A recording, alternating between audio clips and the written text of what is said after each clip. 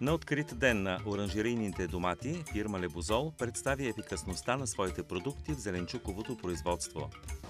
Основната цел е да покажем нашия професионализъм, че може да се разчита освен с личното подхранване, да помагаме за по-добър дой, по-добро качество и с поливната система, като включваме и други наши продукти.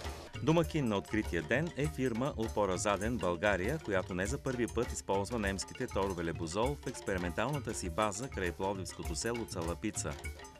Миналата година започнахме работа с Лебозол България.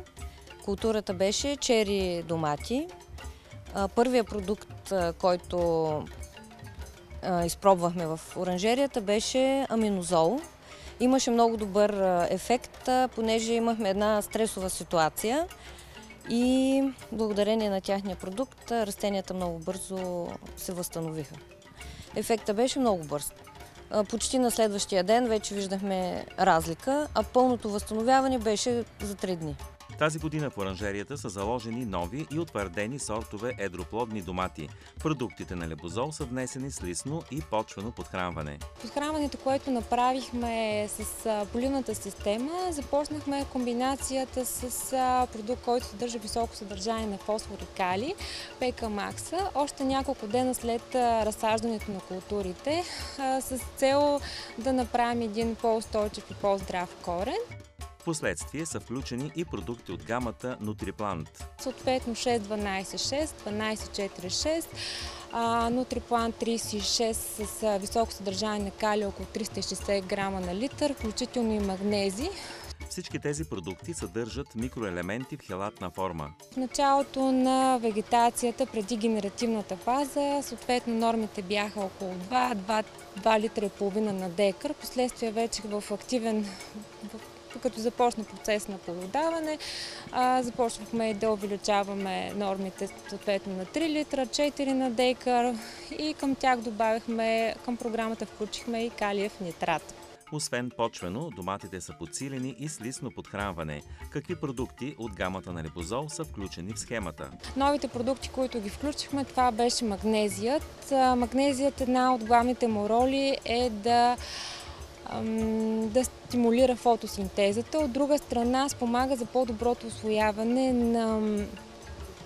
на водата през кореновата система. Поради недостиг на желязо в схемата е включен и биологичният продукт желязоцитрат. Към него прибавихме и аминозола, който съдържа основните органични съединения алфа-аминокиселини, които изграждат растителния организъм. При стартирането на плододаването доматите са третирани лисно с калций форте, един от най-харесваните продукти в оранжерийното производство. Когато работим и с листните торове, допълнително към почвеното подхранване, от една страна засилваме и качествата на продуктите, както вкусовите им качества, така и тяхната способност да бъдат транспортирани или съхранени. Нека проверим какъв е ефектът от приложението на листните торове Лебозол.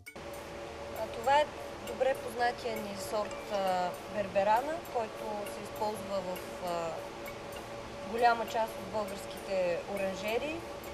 Растението е оставено на 6 китки и е причупено. Много добре залага китките, с добър хабитус е, изравнен, няма аборти. От друга страна, торовете Лебозол правят растенията по-устойчиви на заболявания и неприятели. Тук сме в зоната, която забелязахме наличието на нематоди. Нематода се проявява първо се проявява по централния корен и след това се разпространява по брадавиците на корена. Това е галова нематода. Тя спира движението на хранителните вещества от корена към върха на растението. Въпреки наличието на нематода, растенията изглеждат добре изхранени и всъщност това на затрудни още в самото начало да открием, че имаме такъв проблем, което говори добре за нас, че с личното подхранване можем при един от често срещаните проблеми, както нематода, да скараме едни задоволителни и добри добиви.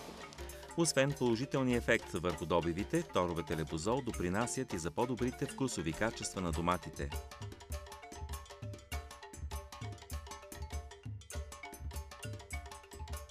Ето в момента отваряме розовия домат. Виждаме, че изглежда доста апетитно.